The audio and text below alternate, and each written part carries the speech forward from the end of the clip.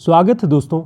आज के इस वीडियो में हम राजस्थान स्कूल लेक्चरर की जो परीक्षा है उसमें हिंदी साहित्य के जो महत्वपूर्ण प्रश्न पूछे गए हैं उसको हल करेंगे और देखेंगे कि परीक्षाओं में किस तरह के प्रश्न पूछे जाते हैं और वो किसी भी स्टेट की परीक्षा होगी आपके लिए उपयोगी ही होगी। पहला प्रश्न अगर देखिए इस प्रश्न पत्र का कि हिंदी साहित्य का अतीत के लेखक कौन हैं। ऑप्शन विजेंद्र स्नातक, विश्वनाथ त्रिपाठी, धीरेन्द्र वर्मा, विश्वनाथ प्रसाद मिश्र। तो इसका जो सही उत्तर है वह है विश्वनाथ प्रसाद मिश्र। हिंदी साहित्य का अतीत के लेखक हैं विश्वनाथ प्रसाद मिश्र। अगला प्रश्न देखते हैं अगर हम 36वां इसमें जो दिया गया है, रचना और रचनाकार की दृष्टि से कौन सुमेलित नहीं है। ऑप्शन में है हिंदी साहित्य उद्भव और विकास, हजारी प्रसाद द्विवेदी, ये सही है, हजारी प्रसाद द्विवेदी जी की पुस्तक है। हिंदी साहित्य और संवेदना का विकास, ये रामस्वरूप चतुर्वेदी जी की पुस्तक है, सही है। हिंदी साहित्य का दूसरा इतिहास बच्चन सिंह की पुस्तक है, ये भी सही है। हिंदी साहित्य का वैज्ञानिक इतिहास नंदुलारे वाजपेयी, ये गलत है। हिंदी साहित्य का वैज्ञानिक इतिहास गणपत चंद्र गुप्त जी का है, तो इसे ध्यान रखिएगा। आगे देखते हैं, इसी क्रम में एक प्रश्न है कि आचार्य रामचंद्र शुक्ल जी ने अपने साहित्य इतिहास लेखन में काल विभाजन के नामकरण का आधार किसे माना है। ऑप्शन अनेक रचनाओं में प्रयुक्त भाषा शैली की प्रसिद्धि, इसे नहीं माना। सभी ढंग की साधारण और असाधारण रचनाओं की प्रसिद्धि, इसे भी नहीं माना। विभिन्न ढंग की रचनाओं की प्रचुरता और प्रसिद्धि, ये भी नहीं। किसी विशेष ढंग की रचनाओं की जो प्रचुरता है उसी के आधार पर उन्होंने अपने साहित्य के इतिहास में काल विभाजन को बनाया है। ठीक, यानी जो विशेष ढंग की रचनाएं लिखी जा रही थी उन्हीं को केंद्र में रख के उन्होंने अपने काल विभाग के नामकरण को रखा हुआ है। आगे देखते हैं, अगला प्रश्न है राहुल सांकृत्यायन ने हिंदी का प्रथम कवि किसे माना है। ऑप्शन सरहपा, गोरखनाथ, कबीर, शालिभद्र सूरी या अनुत्तरित। तो इसका सही उत्तर है सरहपा। सरहपा को राहुल सांकृत्यायन जी हिंदी का प्रथम कवि मानते हैं। इधर देखते हैं अगला प्रश्न जो है कि पृथ्वीराज रासो को सर्वथा अप्रामाणिक मानने वाले कौन हैं। सर्वथा अप्रामाणिक कौन मानता है पृथ्वीराज रासो को। ऑप्शन आचार्य रामचंद्र शुक्ल, हजारी प्रसाद द्विवेदी, श्याम सुंदर दास, कर्नल जेम्स टॉड। तो इसका सही उत्तर है आचार्य रामचंद्र शुक्ल। आचार्य रामचंद्र शुक्ल पृथ्वीराज रासो को सर्वथा अप्रामाणिक मानते हैं। आगे देखते हैं, अगला प्रश्न है भाषा की परीक्षा करके देखते हैं तो वह साहित्यिक नहीं बल्कि राजस्थानी है। आचार्य रामचंद्र शुक्ल ने किस ग्रंथ की भाषा के संदर्भ में यह मत प्रस्तुत किया है। हमने अपने नोट्स में भी इस बात को बताया हुआ है। और देखिए आप ऑप्शन बीसलदेव रासो, पृथ्वीराज रासो, परमाल रासो, जय मयंक जसचंद्रिका। तो इसका जो सही उत्तर है वह है बीसलदेव रासो। बीसलदेव रासो की भाषा के बारे में जब लिखते हैं हिंदी साहित्य के इतिहास में तो कहते हैं कि यह साहित्यिक भाषा नहीं बल्कि राजस्थानी भाषा है। ठीक, तो ये प्रश्न बहुत उपयोगी है। अगला प्रश्न हम देखेंगे कि इसका सही उत्तर क्या हो। मुनिजिन विजय ने जैन साहित्य की रास परंपरा का प्रथम ग्रंथ किसे माना है। ऑप्शन चंदनबाला रास, रेवंत गिरिरास, भारतेश्वर बाहुबली रास, स्थूलभद्र रास। तो इसका सही उत्तर है भारतेश्वर बाहुबली रास। मुनिजिन विजय ने जैन साहित्य की रास परंपरा का प्रथम ग्रंथ माना है भारतेश्वर बाहुबली रास का। अब इसके रचनाकार कौन हैं कमेंट करके आप बताइएगा। अगला प्रश्न है आध्यात्मिक रंग के चश्मे आजकल बहुत सस्ते हो गए हैं, उन्हें चढ़ाकर जैसे कुछ लोगों ने गीत गोविंद के पदों को आध्यात्मिक संकेत बताया है वैसे ही विद्यापति के इन पदों को भी। आप सभी जानते हैं ये पंक्ति बहुत प्रसिद्ध है, आचार्य रामचंद्र शुक्ल जी लिखते हैं, ठीक, विद्यापति के संदर्भ में, तो इसे ध्यान रखिएगा आप। अगला प्रश्न है आदिकालीन नाथ साहित्य के संदर्भ में कौन सा कथन असंगत है। तो इसका ऑप्शन है नाथ साहित्य में गुरु महिमा, इंद्रिय निग्रह, प्राण साधना और कुंडलिनी जागरण आदि का वर्णन मिलता है, ये बात सही है। इस साहित्य में नीति और साधना मार्ग की व्यापकता मिलती है, सही है। इसमें जीवन की अनुभूतियों का सघन चित्रण हुआ है, सही है। राहुल सांकृत्यायन ने नाथ पंथ को सिद्धों की परंपरा से सर्वथा भिन्न माना है, ये गलत है। दरअसल कहा यह गया कि बौद्धों की वज्रयानी शाखा जो थी उसी से नाथों और सिद्धों के साहित्य और उनके जो प्रणेता थे उन सभी की उत्पत्ति हुई, उनके विचार उनसे मिलते जुलते हैं, इसलिए ये परंपराएं एकदम सर्वथा भिन्न नहीं है उनकी दृष्टि में। ठीक, अगला प्रश्न है, सिद्धों के चर्या पद देश के किस क्षेत्र में अधिक रचे गए? हमने आपको कई क्लासों में जब भी आदिकालीन साहित्य के बारे में पढ़ाया है और अपने नोट्स में भी आपको ये बताया है कि सिद्धों के चर्यापद देश के किस हिस्से में प्रचलित रहे। ऑप्शन पूर्वी, उत्तरी, पश्चिमी, दक्षिणी। तो इसका सही उत्तर है पूर्वी। बंगाल, आसाम, उड़ीसा की तरफ जो है सिद्धों के जो चर्यापद हैं वो अधिक प्रचलित रहे और वहीं रचे गए। और जब नाथों की बात आती है तो आपको ध्यान रखना है कि भारत का जो पश्चिमी, उत्तरी पश्चिमी हिस्सा है, पंजाब, राजपूताना, इस क्षेत्र में नाथों की परंपरा प्रचलित थी। तो सिद्धों की पूर्व में और नाथों की उत्तर पश्चिम में। ठीक, इसे ध्यान रखिएगा। अगला प्रश्न देखते हैं, मंझनकृत मधुमालती के संदर्भ में कौन सा कथन असंगत है?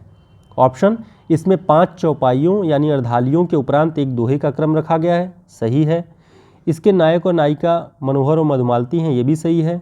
इसमें उपनायक और उपनायिका की भी योजना की गई है, ये ऑप्शन गलत है। ताराचंद मधुमालती से विवाह करना चाहता था, तो ये ऑप्शन गलत होगा, ध्यान रखिएगा। अगला प्रश्न है, आदिकालीन सिद्ध साहित्य की प्रवृत्तियों की दृष्टि से असंगत है, कौन सा कथन असंगत है? पाखंड और आडंबर का विरोध, ये सही है। आदिकालीन साहित्य में, सिद्ध साहित्य में पाखंड और आडंबर का विरोध है। सहज जीवन पर बल है। रहस्य भावना की भी प्रधानता है, लेकिन सहज भोगमार्ग और महासुख का खंडन नहीं है, बल्कि मंडन किया गया है। महासुखवाद की प्रवृत्ति भी हमने आपको बताया था अपने पिछली आदिकालीन साहित्य के जो हम पढ़ रहे थे उसमें, कि उसमें महासुखवाद का एक कॉन्सेप्ट ही है, अवधारणा ही है, तो उसमें खंडन नहीं है बल्कि उसका मंडन है। इस दृष्टि से ये असंगत कथन होगा। ठीक है, अगला प्रश्न है, बीसल देव रासो के संदर्भ में असंगत कथन है। असंगत कथन जो है आपको तलाशना है। ऑप्शन, बीसल देव रासो की भावभूमि प्रेम की निश्चल अभिव्यक्ति से सरस है, सही बात है। इसमें प्रेम और श्रृंगार के बारे में शुक्ल जी ने लिखा है। ये वीर गीत काव्य है, लेकिन श्रृंगार की भावना इसमें दिखाई पड़ती है। राजमती को छोड़ करके बीसल देव चला जाता है उड़ीसा, और उसी की बात है, उसमें जो है उसका विरह की भी बात है, तो एक तरह से वियोग श्रृंगार की भी बात है। तो ये कथन तो सही है। मेघदूत और संदेश रासक की संदेश परंपरा भी इसमें मिलती है, ये भी सही है। इनमें सामंती जीवन के प्रति गहरी अरुचि का चित्रण है, ये भी सही है, क्योंकि राजमती जो है जब अपने वियोग की दशा में होती है तो वो सामंती जीवन के प्रति उसकी अरुचि हो जाती है और सामान्य ग्राम दशाओं की ओर, सामान्य सहज जीवन जीने वालों की ओर उसकी दृष्टि जाती है। प्रकृति से, पशु पक्षियों से वह अपने संदेश को कहलवाती है। तो ये सारी बातें उसमें दिखाई पड़ती हैं। इसमें वीर विभत्स और करुण रस का पूर्ण परिपाक हुआ, ये गलत है। विभत्सता जैसा कुछ नहीं है इसमें। वियोग श्रृंगार और वीर गीत की एक तरह से परंपरा है, इसलिए इसे ध्यान रखिएगा।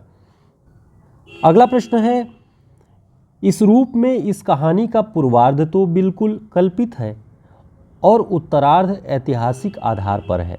पद्मावत के संदर्भ में यह कथन किसका है? हमने पद्मावत पर एक स्पेशल क्लास ही बनाई है। जिन लोगों ने देखा होगा, जिन लोगों ने मन से पढ़ा होगा, वो इसका सही उत्तर दे सकते हैं कि इसका पूर्वार्ध जो है पद्मावत का, वो बिल्कुल कल्पित है और उत्तरार्ध ऐतिहासिक आधार है। ऐसा कौन कहता है? ऐसा आचार्य रामचंद्र शुक्ल जी कहते हैं। तो जिन लोगों ने पद्मावत पर हमारी पिछली क्लास नहीं देखी है वो देख लीजिए। पद्मावत के बारे में बहुत सारे कॉन्सेप्ट आपके क्लियर हो जाएंगे। ठीक, अगला प्रश्न देखते हैं कि नंददास कृत रसमंजरी इनमें से किससे प्रभावित है? नंददास कृत रसमंजरी इनमें से किससे प्रभावित है? ऑप्शन, कृपाराम कृत हिततरंगिणी, भानुदत्त कृत रसमंजरी, केशवदास कृत कविप्रिया, मतिराम कृत ललित ललाम। तो बताएं इसका सही उत्तर क्या होगा? इसका सही उत्तर होगा भानुदत्त कृत रसमंजरी। भानुदत्त कृत रसमंजरी का से प्रभावित है नंददास की रसमंजरी, इसे ध्यान रखिएगा। आगे देखते हैं, दादू दयाल की रचनाओं को अंगवधू शीर्षक कृति में किसने संकलित किया? दादू दयाल की रचनाओं का संकलन किसने किया है अंगवधू नाम से? इसका सही उत्तर क्या होगा? इसका सही उत्तर होगा रज्जब। रज्जब दादू दयाल के शिष्य थे, उन्होंने इनकी समस्त रचनाओं का जो है वो संकलन अंगवधू नाम से किया हुआ, इसे ध्यान रखिएगा। आगे देखते हैं, मीरा के संदर्भ में कौन सा कथन असंगत है, ये आपको देखना है। ऑप्शन, इनकी भक्ति मुख्यतः दैन्य और माधुर्य भाव की है। इन पर योगियों, संतों और वैष्णव भक्तों का सम्मिलित प्रभाव पड़ा है। इनके आराध्य केवल सगुण साकार गोपी वल्लभ श्री कृष्ण हैं। इनके पदों में राजस्थानी, ब्रज, गुजराती आदि का मिश्रण पाया जाता है। देखिए, इसका उत्तर आयोग ने माना है कि इनके आराध्य केवल सगुण साकार गोपी वल्लभ श्री कृष्ण है। ये जो है असंगत बताया है, लेकिन ऐसा नहीं है। वो श्री कृष्ण को ही, साकार रूप को ही अपना आराध्य बना करके उनसे अपने प्रेम की अभिव्यक्ति करती हैं। मुख्यतः आप देखें तो इसमें सारे ऑप्शन लगभग सही हैं। माधुर्य भाव उनमें पाया जाता है। योगियों और संतों, वैष्णवों का जो है सम्मिलित प्रभाव दिखाई पड़ता है। राजस्थानी, ब्रज और गुजराती भाषा भी दिखाई पड़ती है। तो इस तरह से इसका सही उत्तर तो आयोग ने जो है माना। तो इसका सही ऑप्शन तलाशना थोड़ा। अगला प्रश्न देखते हैं, निम्नलिखित में से कौन सा सुमेलित नहीं है? मध्वाचार्य ब्रह्म संप्रदाय सही है। निम्बार्काचार्य सनकादि संप्रदाय, ये भी सही है। स्वामी हरिदास का सखी संप्रदाय, ये भी सही है। गोसाई हित हरिवंश का वल्लभ संप्रदाय, ये गलत है। तो ये सुमेलित नहीं है। वल्लभ संप्रदाय किसका है, ये कमेंट करके आप बताएंगे। ठीक है, अगला प्रश्न देखते हैं। आचार्य रामचंद्र शुक्ल जी के अनुसार सूरसागर का सबसे मर्मस्पर्शी और वाग वैदग्ध्यपूर्ण अंश कौन सा है? अब इसके ऑप्शन आप देखेंगे, बाल लीला, गोचारण, भ्रमर गीत, रास लीला। तो इसका जो सही उत्तर है वह है भ्रमर गीत। भ्रमर गीत सार नाम से सूरदास की रचनाओं का संकलन भी आचार्य रामचंद्र शुक्ल जी ने किया है। और सूरसागर का सबसे मर्मस्पर्शी और वाग वैदग्ध्यपूर्ण अंश भ्रमर गीत को मानते हैं आचार्य रामचंद्र शुक्ल। ठीक, अगला प्रश्न देखें, दादू पंथ के अंतर्गत मुख्य साधकों में कौन नहीं है? ये आपको तलाशना है कि कौन नहीं है। ऑप्शन, मलूक दास, सुंदर दास, जगजीवन दास, रज्जब। तो इसका जो सही उत्तर है वह है मलूक दास। मलूक दास उनके मुख्य साधकों में नहीं है। बाकी सुंदर दास, जगजीवन दास और रज्जब जो है दादू पंथ के मुख्य साधकों के अंतर्गत हैं। आगे देखते हैं, आगे के सुकवि रिझी हैं तो कविताई, न तो राधिका कन्हाई सुमिरन को बहानो है। आगे के सुकवि रिझी हैं तो कविताई, न तो राधिका कन्हाई सुमिरन को बहानो है। उक्त काव्यांश के माध्यम से रीतिकालीन श्रृंगारिक रचनाओं के प्रति असंतोष प्रकट करने वाले कवि कौन है? ये आपको तलाशना है इसमें सही उत्तर। ऑप्शन, मतिराम, भूषण, रसलीन, भिखारी दास। तो इसका जो सही उत्तर है वह है भिखारी दास। भिखारी दास ही लिखते हैं कि आगे के सुकवि रिझी हैं तो कविताई, न तो राधिका कन्हाई सुमिरन को बहानो है केवल। ठीक, अगला प्रश्न है, राम भक्ति शाखा के कवियों में कौन शामिल नहीं है? ऑप्शन, अग्रदास, स्वामी रामानंद, ईश्वरदास, स्वामी हरिदास। तो इसका जो सही उत्तर है वह है स्वामी हरिदास। स्वामी हरिदास जो है वो कृष्ण भक्ति परंपरा से जुड़े हुए थे। इनके संप्रदाय का क्या नाम है ये आप बताएंगे तो ठीक, अन्यथा एक क्लास स्पेशल हम इस पर बना करके आपको बता देंगे सारे संप्रदायों के बारे में। और विशेष रूप से संप्रदायों और सिद्धांतों पर हमारी एक क्लास बनी हुई है। आप लगातार 1 महीने के अंदर की सारी क्लासेस देख जाइएगा, उसमें आपको बहुत सारे अच्छे टॉपिक पे हमारी क्लासेस आपको मिलेंगी। आगे देखते हैं, निम्नलिखित में से अलंकार निरूपक ग्रंथ कौन से हैं? ऑप्शन, वृत्त विचार, सुधानिधि, छंदारणव पिंगल, ललित ललाम। तो अलंकार निरूपक ग्रंथ कौन सा है बताएं, इसका सही उत्तर क्या होगा? इसका सही उत्तर है ललित ललाम। मतिराम की रचना है ललित ललाम और ये अलंकार निरूपक ग्रंथ है। अगला प्रश्न देखिए, गोस्वामी विट्ठल नाथ ने शोकार्त होकर किसके संबंध में कहा कि पुष्टि मार्ग के जहाज जात है, जाको कछु लेन हो सो लेओ। पुष्टि मार्ग का जहाज जा रहा है, जिसको जो कुछ लेना है जा करके उससे ले लो। तो ये विट्ठलनाथ जी ने किसके बारे में कहा? ऑप्शन, सूरदास, गोकुलनाथ, कुंभनदास, महाप्रभु वल्लभाचार्य। तो इसका सही उत्तर क्या होगा बताएं? इसका सही उत्तर है सूरदास। सूरदास की मृत्यु पर शोकार्त होकर विट्ठलनाथ जी ने कहा था कि पुष्टि मार्ग को जहाज जात हो, जाको कछु लेन हो सो लेओ। ठीक, अगला प्रश्न देखते हैं, इसका एक एक दोहा हिंदी साहित्य में एक एक रत्न माना जाता है। आचार्य रामचंद्र शुक्ल जी का यह कथन किस रचना के संबंध में है? ऑप्शन, मतिराम सतसई, वृंद सतसई, दोहावली तुलसीदास जी का, या बिहारी सतसई। तो इसका सही उत्तर है बिहारी सतसई। बिहारी सतसई के बारे में आचार्य रामचंद्र शुक्ल जी ने लिखा कि इसका एक एक दोहा हिंदी साहित्य में एक एक रत्न माना जाता है। ठीक, अगला प्रश्न देखते हैं कि तुलसीदास को बुद्ध के बाद भारत का सबसे बड़ा लोकनायक इनमें से किसने माना है? Option George Grierson, G.H. Westcott, colonel James Tod, Frederick Samuel Growse. तो बताएं इसका सही उत्तर क्या होगा? इसका सही उत्तर है ग्रियर्सन। जॉर्ज अब्राहम ग्रियर्सन ने कहा कि तुलसीदास को बुद्ध के बाद भारत का सबसे बड़ा लोकनायक ग्रियर्सन ने माना है, इसे ध्यान रखिएगा। अगला प्रश्न है, आचार्य केशव दास ने कवि शिक्षा हेतु किस ग्रंथ की रचना की है? ऑप्शन रसिक प्रिया, कवि प्रिया, रामचंद्रिका, छंदमाला। तो इसका सही उत्तर है कवि प्रिया। आचार्य केशव ने कवि शिक्षा हेतु कवि प्रिया ग्रंथ की रचना की है। ठीक। अगला प्रश्न देखते हैं कि हिंदी रीति काव्य में प्रयुक्त रीति शब्द का क्या अर्थ है? रीति शब्द का क्या अर्थ है? ऑप्शन सामाजिक विधि विधान आधारित रचना पद्धति, नैतिक उपदेशात्मक प्रधान रचना पद्धति, काव्यशास्त्रीय नियमाधारित विशिष्ट रचना पद्धति, साहित्यिक परंपराओं के प्रति उदासीन रचना पद्धति। तो इसका जो सही उत्तर है वह है काव्यशास्त्रीय नियमाधारित विशिष्ट रचना पद्धति। रीति का मतलब ही है कि जो काव्यशास्त्रीय नियमों पर आधारित विशिष्ट रचना पद्धति है वही रीति है। तो इसका ये सही उत्तर होगा।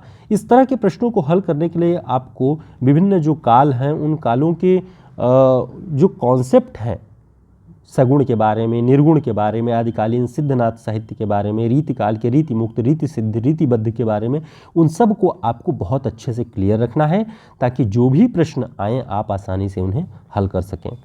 अगला प्रश्न देखते हैं, रीति काल में नायक नायिका भेद के ग्रंथ लिखने वाले रीति ग्रंथकार कवियों ने प्रधानतः किस रस से प्रेरणा प्राप्त की है? किस ग्रंथ से प्रेरणा प्राप्त की है? ऑप्शन जयदेव कृत चंद्रालोक, अप्पय दीक्षित कृत कुवलयानंद, मम्मट कृत काव्य प्रकाश, भानुदत्त कृत रसमंजरी। तो बताएं इसका सही उत्तर क्या होगा? इसका सही उत्तर जो आयोग ने माना है भानुदत्त कृत रसमंजरी। रीतिकाल में नायक नायिका भेद का जो ग्रंथ लिखा जा रहा था उसमें रीति ग्रंथकार कवियों ने प्रधानतः इसी ग्रंथ से प्रेरणा प्राप्त की है। ठीक है। अगला देखते हैं घनानंद के बारे में। एक प्रश्न है कि घनानंद के काव्य की विशेषता नहीं है वो तलाशना है। ऑप्शन इनके वर्ण विषय में पर्याप्त विविधता और विस्तार है। दूसरा, इनके काव्य में प्रेम की विषादमयी अनुभूति फारसी काव्य परंपरा के अनुकूल है। तीसरा, उनकी शैली सर्वाधिक उल्लेखनीय गुण भाषा का लाक्षणिक प्रयोग है। चौथा, उनकी काव्य भाषा में मुहावरों का भी प्रचुर प्रयोग मिलता है। तो इसका सही उत्तर क्या होगा? इसका सही उत्तर माना है आयोग ने इनके वर्ण विषय में पर्याप्त विविधता और विस्तार है।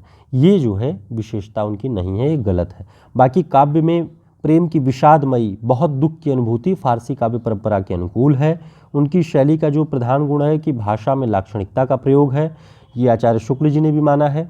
उनके काव्य की भाषा में मुहावरों का भी प्रचुर प्रयोग मिलता है। ये सारी बातें घनानंद जी के काव्य में मिलती हैं, केवल पहली नहीं मिलती है। ठीक, ध्यान रखिएगा। अगला प्रश्न है, अभिधा उत्तम काव्य है मध्य लक्षणालीन, अधम व्यंजना रस विरस उल्टी कहत नवीन। शब्द शक्ति के विषय में उपयुक्त पंक्तियां किस कवि द्वारा रचित हैं? ऑप्शन भिखारीदास, देव, केशवदास, मतिराम। तो इसका सही उत्तर क्या होगा? इसका सही उत्तर है देव। देव ने लिखा है अभिधा उत्तम काव्य है मध्य लक्षणालीन, अधम व्यंजना रस विरस उल्टी कहत नवीन। तो इसे याद रखिएगा, ये बहुत महत्वपूर्ण पंक्तियां हैं जो कि सभी परीक्षाओं में पूछी ही ली जाती हैं। जब भी रीतिकाल से संबंधित कोई प्रश्न आता है तो इसका जिक्र हो ही जाता है। अगला प्रश्न देखते हैं, रीति मुक्त काव्य की विशेषता नहीं है। ऑप्शन भावात्मकता, वक्रता, निर्वैयक्तिकता, रहस्यात्मकता। तो इसका जो सही उत्तर है वह है निर्वैयक्तिकता। निर्वैयक्तिक होकर के निर्वैयक्तिक ढंग से रचनाएं नहीं लिखी गई हैं इसमें। बाकी भावात्मकता दिखाई पड़ती है, वक्रता भी है और रहस्यात्मकता भी है। ठीक। अगला प्रश्न देखते हैं कि भूषण की कविता कविकीर्ति संबंधी एक अविचल सत्य का दृष्टांत है। जिसकी रचना को जनता का हृदय स्वीकार करेगी उस कवि की कीर्ति तब तक बराबर रहेगी जब तक उसकी स्वीकृति बनी रहेगी। भूषण की कविताई के संदर्भ में यह कथन किसका है? बताएं, ये कथन किसका है? ऑप्शन आचार्य रामचंद्र शुक्ल, आचार्य हजारी प्रसाद द्विवेदी, डॉक्टर नगेंद्र, डॉक्टर बच्चन सिंह। तो इसका जो सही उत्तर है यह है आचार्य रामचंद्र शुक्ल। आचार्य रामचंद्र शुक्ल जी ने भूषण की कविता के बारे में लिखा कि भूषण की कविता की कीर्ति संबंधी जो अविचल सत्य का दृष्टांत है और जनता का हृदय तब तक इसे स्वीकार करेगा जब तक कवि की कीर्ति बनी रहेगी। इस बात को ध्यान रखिएगा, शुक्ल जी ने कहा है। अगला प्रश्न है, आचार्य रामचंद्र शुक्ल ने किसकी भाषा को सबसे चटकीली, मटकीली, मुहावरेदार और चलती बताया है? ऑप्शन मुंशी सदा सुखलाल नियाज, इंशाअल्लाह खां, लल्लू लाल, सदल मिश्र। तो इसका जो सही उत्तर होगा वह होगा इंशाअल्लाह खां। इंशाअल्लाह खां जो है अपनी चटकीली, मटकीली, मुहावरेदार, चलती भाषा के लिए जाने जाते हैं। तो दोस्तों, इस तरह कुछ महत्वपूर्ण प्रश्नों को हमने आपके समक्ष रखा जो कि स्कूल लेक्चरर की परीक्षा में पूछा गया था राजस्थान में। आगे भी हम कई सारी परीक्षा जो राजस्थान में हुई हैं वो साहित्य से संबंधित जो प्रश्न पूछे जाते हैं उन्हें हल करेंगे, क्योंकि ये सारे प्रश्न आपके आने वाली यूपी टीजीटी पीजीटी की परीक्षा हो, राजस्थान स्कूल लेक्चरर की परीक्षा हो, उत्तराखंड में जो प्रवक्ता परीक्षा होने वाली है और तमाम असिस्टेंट प्रोफेसर की परीक्षाओं की दृष्टि से बहुत महत्वपूर्ण है, क्योंकि ये सारे चुनिंदा प्रश्न हैं जो कि कोई आयोग पूछता है। ऐसा नहीं कि राजस्थान में पूछा तो उत्तर प्रदेश में नहीं पूछेगा, उत्तराखंड में नहीं पूछेगा या पंजाब की किसी परीक्षा में नहीं पूछेगा, सब में पूछ रहा है। इसलिए इन सबको तैयार रखिएगा। फिर मिलते हैं एक नए वीडियो में, तब तक के लिए नमस्कार।